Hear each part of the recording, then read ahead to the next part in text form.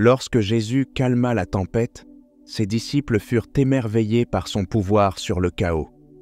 Imaginez ressentir cette même paix vous envahir, peu importe les tempêtes qui font rage dans votre vie.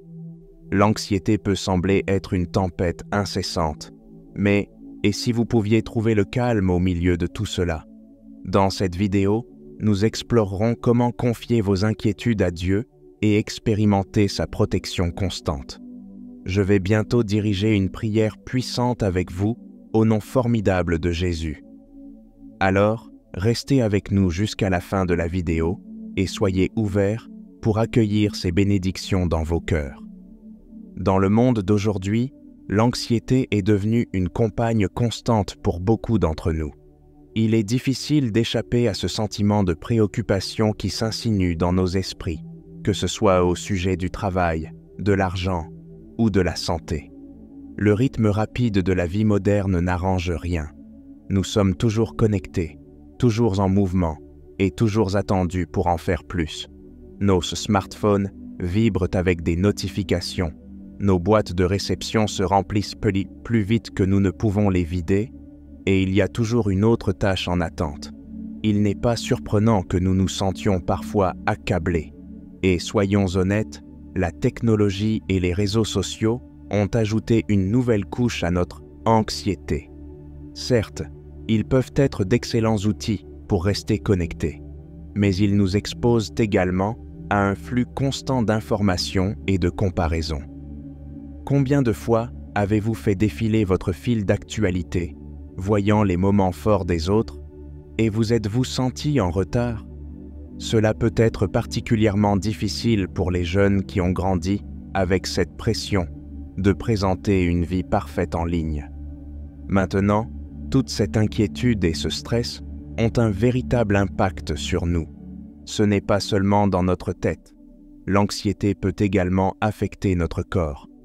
Peut-être avez-vous ressenti cette sensation d'oppression dans la poitrine, ce cœur qui bat la chamade, ou cette fatigue constante provenant de cette vigilance constante. Et cela n'affecte pas seulement nous en tant qu'individus. Cela a des répercussions sur nos familles et nos relations également. Mais voici quelque chose d'important à se rappeler. Se sentir anxieux ne signifie pas que vous êtes faible, et cela ne signifie certainement pas que vous manquez de foi. Dans les cercles chrétiens, il y a parfois cette idée que si vous êtes véritablement fidèle, vous ne devriez vous inquiéter de rien. Mais ce n'est ni réaliste ni biblique. Même Jésus a éprouvé de l'anxiété dans le jardin de Gethsémanée. Ce qui compte, c'est la manière dont nous gérons notre anxiété et où nous nous tournons pour obtenir du soutien. À ce propos, Philippiens 4, verset 6, aborde ce problème précis. Il dit « Ne vous inquiétez de rien, mais en toute jeune chose, faites connaître vos demandes à Dieu par des prières et des supplications avec des actions de grâce. » Maintenant, cela ne signifie pas que nos anxiétés disparaîtront comme par magie, mais cela nous donne une feuille de route pour les gérer. Apprenons davantage des Écritures. En temps de trouble, il était facile de se sentir comme si nous nous noyions dans une mer d'inquiétude. Mais Dieu nous offre une bouée de sauvetage, une promesse de paix, qui peut nous porter même à travers les eaux les plus agitées. Le psaume 29, verset 11, nous rappelle cette vérité. L'Éternel donne de la force à son peuple. L'Éternel bénit son peuple par la paix. N'est-il pas réconfortant de savoir que la paix n'est pas quelque chose que nous devons fabriquer nous-mêmes? C'est un don de Dieu, librement accordé à son peuple. Considérez cela de cette manière. Si vous êtes dans un avion et que vous rencontrez des turbulences, savoir qu'un pilote expérimenté est aux commandes peut vous aider à rester calme. De la même manière, faire confiance à Dieu pour contrôler nos vies peut fournir une ancre stable en temps de tempête. Les turbulences sont toujours là, mais cela change notre manière de les vivre. Bien sûr, ce genre de confiance ne se construit pas du jour au lendemain. Elle se développe à travers une relation avec Dieu. Comme pour toute relation, cela demande du temps, des efforts et de la communication.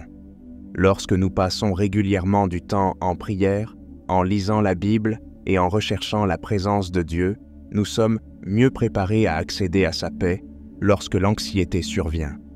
C'est comme développer des muscles spirituels. Plus nous les exerçons, plus ils deviennent forts.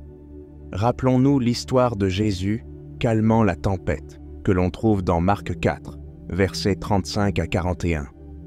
Jésus avait enseigné toute la journée, et à l'approche du soir, il proposa à ses disciples de traverser de l'autre côté du lac. Ils partirent dans leur bateau, Jésus se couchant pour faire une sieste à l'arrière. Soudain, une tempête violente se leva.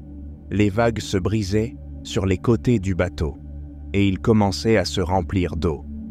Les disciples, dont beaucoup étaient des pêcheurs expérimentés, étaient désormais terrifiés. Ils pensaient qu'ils allaient se noyer. Dans leur panique, ils réveillèrent, dit Jésus, se demandant comment ils pouvaient dormir dans une situation aussi effrayante. Jésus se leva, parla au vent et aux vagues, et immédiatement tout devint calme. Puis, il se tourna vers ses disciples et leur demanda pourquoi ils avaient même si peur, se demandant où était leur foi. Les disciples, ils étaient émerveillés et un peu effrayés, se demandant entre eux ceux qui pouvait bien être cet homme que même le vent et les vagues lui obéissaient. Combien de fois nous sentons-nous comme ces disciples, ballottés par les tempêtes de la vie, nous demandant si Dieu remarque même notre détresse? Mais tout comme Jésus était présent dans ce bateau tout le temps, Dieu est avec nous dans nos épreuves. Et il a le pouvoir de calmer toute tempête, qu'elle fasse rage autour de nous ou en nous. Lorsque l'anxiété menace de vous submerger, essayez de vous rappeler les promesses de Dieu. Notez-les, exprimez-les à haute voix ou partagez-les avec un ami. Il y a du pouvoir à se souvenir que le Dieu qui a calmé la mer est le même Dieu qui promet de nous donner la paix. Dans 1 Pierre 5, verset 7, nous lisons « Déchargez-vous sur lui de tous vos soucis, car lui-même prend soin de vous. » Mais que signifie vraiment décharger nos anxiétés sur Dieu? Eh bien, imaginez que vous portez un lourd sac à dos plein de pierres. Chaque pierre représente une inquiétude ou une peur. Maintenant, Dieu est juste à côté de vous, les bras tendus, offrant de prendre ce sac à dos de vos épaules. Décharger vos anxiétés sur lui, c'est comme remettre ce sac à dos, en lui faisant confiance pour porter le poids qui vous alourdit. Dieu ne veut pas seulement porter nos fardeaux parce qu'il est assez fort pour le faire. Il veut les porter parce qu'il se soucie de nous. C'est le cœur de ce verset. Il ne s'agit pas seulement du pouvoir de Dieu, mais de son amour pour nous. Il voit nos luttes, il connaît nos peurs et il veut t'aider. Pour ce faire, nous commençons par reconnaître nos propres limites. Soyons honnêtes, il y a beaucoup de choses dans la vie que nous ne pouvons pas contrôler. Nous ne pouvons pas prédire l'avenir, nous ne pouvons pas changer les actions des autres, et nous ne pouvons pas garantir que tout se passera toujours sans accroc. Mais vous savez quoi? C'est bien. Nous n'avons pas à avoir toutes les réponses ou à contrôler tout. Quand nous comprenons vraiment cela, que le pouvoir de Dieu est illimité, tandis que le nôtre est illimité, cela peut être incroyablement libérateur. Cela nous enlève la pression de devoir tout comprendre par nous-mêmes. Au lieu de cela, nous pouvons nous appuyer sur la force et la sagesse de Dieu. Et cela peut apporter un grand soulagement à nos cœurs anxieux. Un exercice utile est le journal de prière. Essayez d'écrire vos inquiétudes dans un carnet, puis remettez chacune d'elles à Dieu en prière. Vous pouvez même vous imaginer en train de remettre physiquement chaque préoccupation à Dieu. Certaines personnes ne trouvent utile d'écrire leurs inquiétudes sur de petits morceaux de papier et de les placer dans une boîte de Dieu, symbolisant ainsi leur remise entre ses mains. Une autre technique est de pratiquer ce que j'appelle le déplacement des soucis. Lorsque vous commencez à vous inquiéter de quelque chose, remplacez intentionnellement cette pensée par une vérité sur le caractère de Dieu ou une promesse de sa parole. Par exemple, si vous vous inquiétez pour vos finances, vous pourriez vous rappeler de Matthieu 6, verset 26, où Jésus parle de la manière dont Dieu pourvoit aux besoins des oiseaux du ciel. Passons à notre prochain sujet. Dans le monde d'aujourd'hui, il est assez facile de tomber dans le piège de la comparaison constante, n'est-ce pas? Nous défilons dans nos fils d'actualité sur les réseaux sociaux, voyant des instantanés soigneusement sélectionnés des vies des autres, et soudainement, nous nous sentons insuffisants. Peut-être est-ce les vacances de rêve de quelqu'un, leur photo de famille parfaite, ou leur dernière réussite professionnelle. Avant même de nous en rendre compte, nous sommes pris dans un cycle d'anxiété, nous demandant pourquoi nos vies ne se comparent pas. Tout d'abord, il est important de se rappeler que ce jeu de la comparaison est voué à l'échec. C'est comme essayer de gagner une course sans ligne d'arrivée. La vérité est que nous n'avons pas été créés pour être des copies conformes les uns des autres. La Bible nous dit que nous sommes chacun faits à l'image de Dieu. Réfléchissez à cela un moment. Le Créateur de l'univers vous a conçu, spécifiquement vous, avec intention et but. Cette vérité a des implications énormes pour notre estime de soi. Quand nous comprenons vraiment que nous sommes l'œuvre de Dieu, cela change notre perception de nous-mêmes. Nous ne sommes pas juste des collections aléatoires d'atomes ou des produits du hasard. Nous sommes des chefs-d'œuvre façonnés par l'artiste suprême. Cela signifie-t-il que nous sommes parfaits? Bien sûr que non. Mais cela signifie que nous avons une valeur inhérente qui ne dépend pas de notre comparaison avec les autres. Alors, au lieu de nous concentrer sur le succès perçu des autres, que diriez-vous de diriger notre attention vers la croissance personnelle et le plan de Dieu pour nos vies? Après tout, Dieu ne va pas nous demander pourquoi nous n'étions pas plus comme quelqu'un d'autre. Il va nous demander ce que nous avons fait des dons et des opportunités uniques qu'il nous a donnés. Il s'agit de courir notre propre course et non d'essayer de courir celle des autres.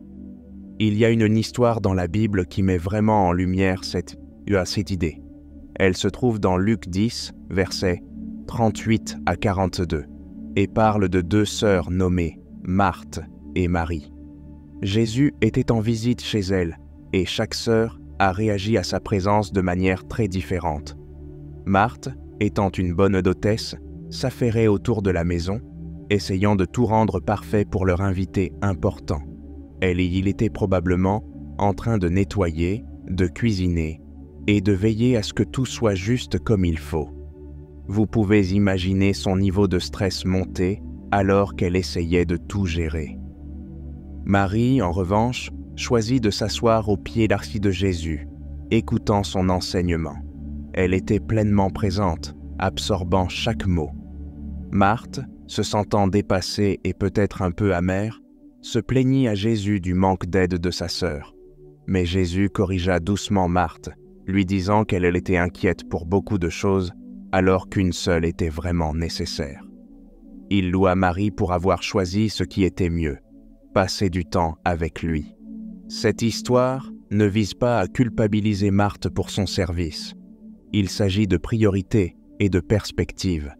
Marthe était tellement absorbée par ce qu'elle faisait pour Jésus qu'elle manquait d'être avec lui. Elle comparait ses actions à celles de Marie et se sentait anxieuse à ce sujet. Mais Jésus voulait qu'elle comprenne que parfois, la chose la plus importante est simplement d'être présent et d'écouter. Dans nos vies aujourd'hui, nous pouvons souvent tomber dans ce piège. Nous sommes si occupés à essayer de suivre les autres et à présenter une image parfaite au monde que nous passons à côté de ce qui était vraiment important. Nous oublions de nourrir notre relation avec Dieu, qui est la source de notre véritable valeur et de notre paix. Alors, comment pouvons-nous appliquer cela concrètement dans nos vies, surtout en ce qui concerne les réseaux sociaux et le piège de la comparaison? Voici quelques conseils. Tout d'abord, essayez de fixer des limites à votre utilisation des réseaux sociaux. Peut-être cela signifie-t-il limiter votre temps de défilement ou avoir des moments désignés sans téléphone chaque jour. Accordez-vous de l'espace pour vous déconnecter du flux constant des moments forts des autres. Deuxièmement, pratiquez la gratitude. Lorsque vous vous surprenez à comparer, essayez de recentrer votre attention sur ce pourquoi vous êtes reconnaissant dans votre propre vie. Cela peut aider à réinitialiser votre perspective et vous rappeler les bénédictions que vous avez. Troisièmement, souvenez-vous que ce que vous voyez en ligne n'est pas l'histoire complète. La grande majorité des gens ne partagent que leurs meilleurs moments, pas leurs luttes. Tout le monde a des défis, même s'ils ne les publient pas. Enfin, et surtout, passez du temps à nourrir votre relation avec Dieu. Comme Marie dans l'histoire, choisissez de vous asseoir régulièrement aux pieds de Jésus. En ce qui concerne la gestion de l'anxiété, la prière était l'un des outils les plus puissants dont nous disposons. Il ne s'agit pas seulement de demander l'aide de Dieu, bien que ce soit certainement une partie de la prière. La prière est un moyen de se connecter avec Dieu, de lui déverser notre cœur et de trouver la paix en sa présence. Gardez à l'esprit que la prière n'est pas seulement une question de parole. Il s'agit aussi d'écouter. Lorsque nous calmons notre esprit et ouvrons notre cœur à Dieu, nous créons de l'espace pour que sa paix entre en nous. C'est dans ces moments de calme que nous trouvons souvent la clarté et le calme que nous recherchons. Une technique que beaucoup trouvent utile est la prière respiratoire.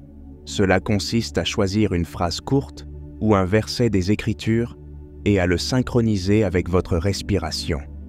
Par exemple, vous pourriez inspirer en pensant « Le Seigneur est mon berger » et expirer en pensant « Je ne manquerai de rien ». Cela peut aider à calmer votre esprit et votre corps tout en concentrant vos pensées sur la vérité de Dieu. Une autre pratique puissante est la prière contemplative. Cela consiste à s'asseoir calmement en présence de Dieu sans nécessairement dire quoi que ce soit, mais simplement à être conscient de son amour et de son soin pour vous. C'est comme se prélasser à la chaleur du soleil. Vous n'avez rien à faire, il suffit de recevoir. Cela peut être particulièrement utile lorsque vous vous sentez dépassé et ne savez pas quoi prier. N'oubliez pas de cultiver un cœur de reconnaissance.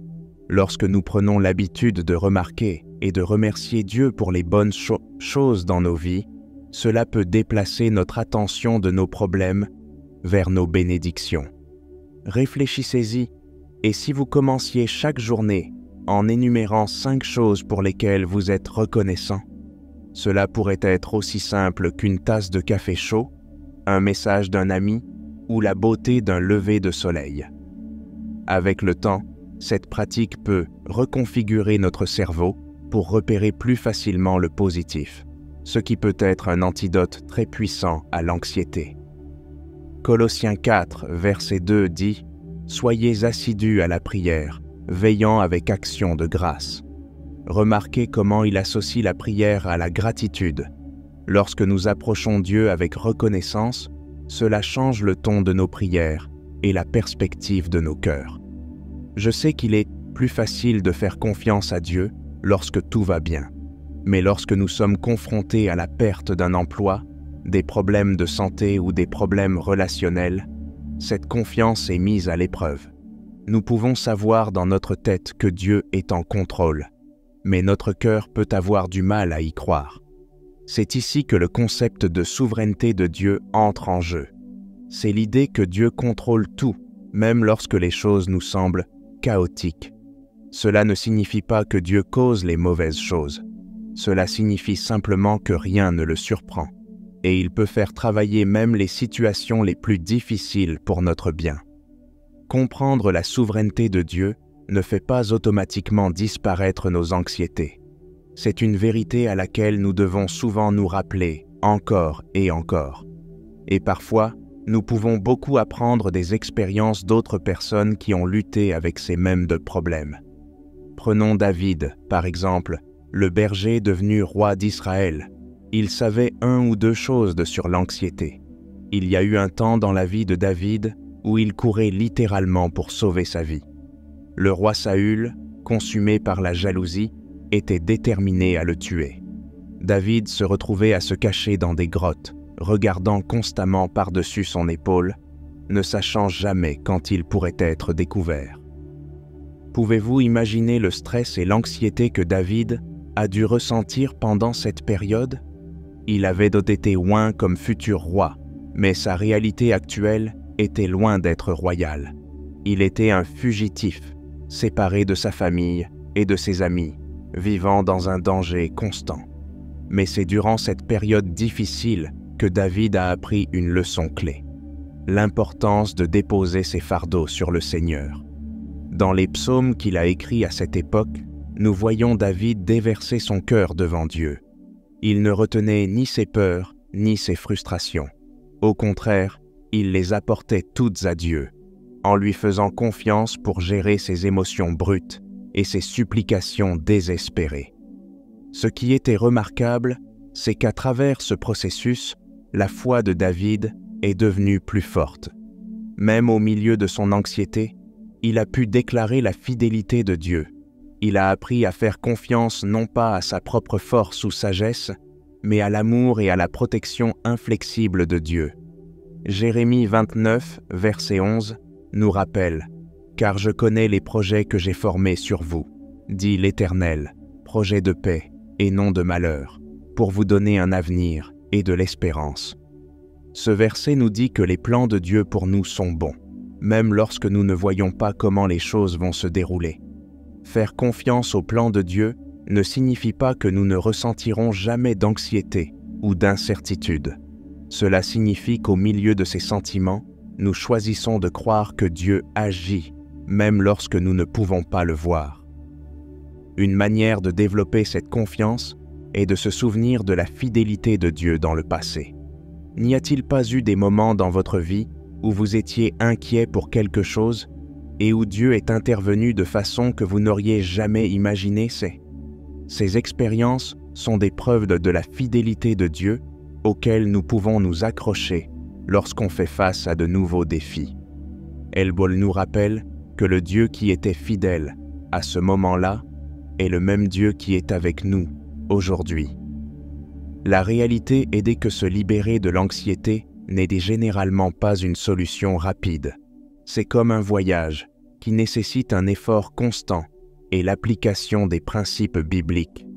Pensez-y comme l'apprentissage d'une nouvelle compétence.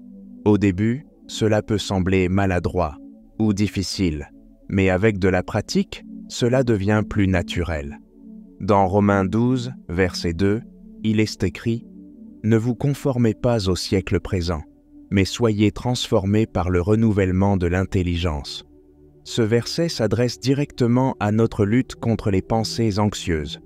Le monde autour de nous nourrit souvent nos peurs et nos inquiétudes, mais Dieu nous appelle à une manière différente de penser. Alors, à quoi ressemble le renouvellement de notre esprit en pratique? Cela peut signifier attraper ces pensées anxieuses lorsqu'elles surgissent et les remplacer par des vérités de la parole de Dieu.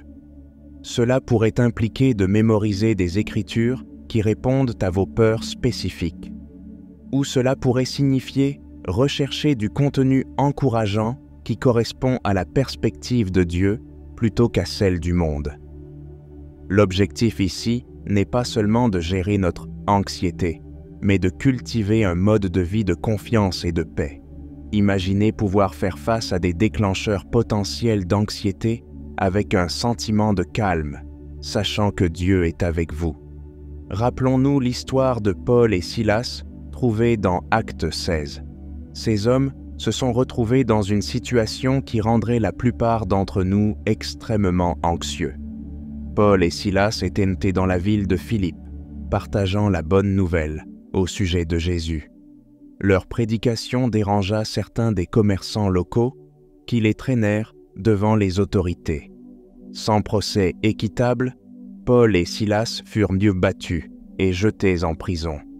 Le geôlier reçut l'ordre de les garder avec soin, alors il les plaça dans la cellule intérieure et fixa leurs pieds dedans des stocks. Maintenant, imaginez cette scène. Paul et Silas souffrent à cause de la battue. Ils sont enfermés dans une cellule sombre et humide, leurs pieds entravés pour qu'ils ne puissent pas bouger. Ils ne savent pas ce qui va leur arriver. C'est le milieu de la nuit. Dans ces circonstances, La plupart d'entre nous seraient probablement submergés par la peur et l'anxiété. Mais que firent ni Paul et Silas? Ils commencèrent à prier et à chanter des hymnes à Dieu. Et les autres prisonniers les écoutaient.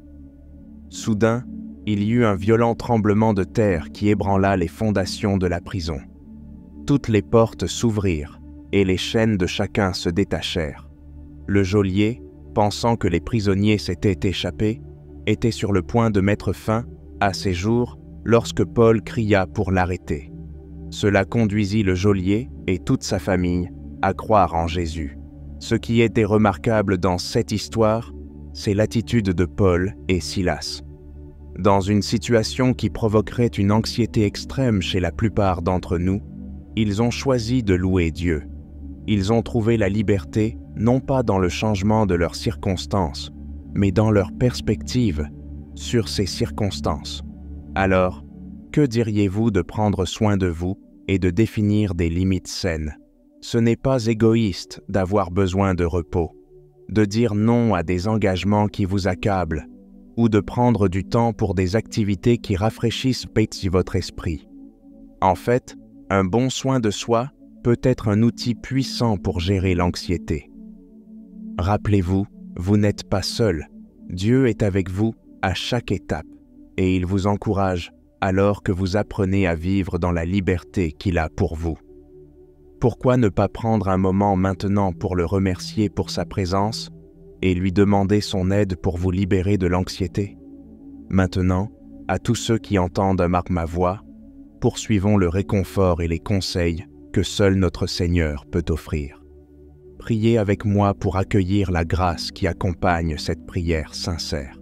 Guérisseur compatissant, nous venons devant toi aujourd'hui pour reconnaître ta grandeur et ton amour infini pour nous. Nous sommes humbles devant ta présence et nous cherchons à nous rapprocher de toi.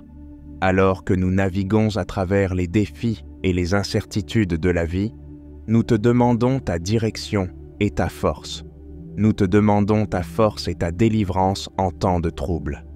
Lorsque nous sommes accablés par les attaques sur notre esprit, par les pensées d'âme de peur, d'inquiétude et d'anxiété, nous t'appelons, sachant que tu es notre refuge et notre force. Nous recherchons ton réconfort et ta présence pour apaiser nos cœurs troublés. Père, nous te confions nos anxiétés et nos inquiétudes. Nous sommes alourdis par le poids du monde, par les pressions et le stress auxquels nous faisons face chaque jour. Pourtant, nous savons que tu nous invites à rejeter toutes nos inquiétudes sur toi, car tu prends soin de nous. Nous lâchons nos peurs et nos doutes, sachant que tu as le contrôle. Nous demandons ton toucher guérisseur sur nos cœurs et nos esprits.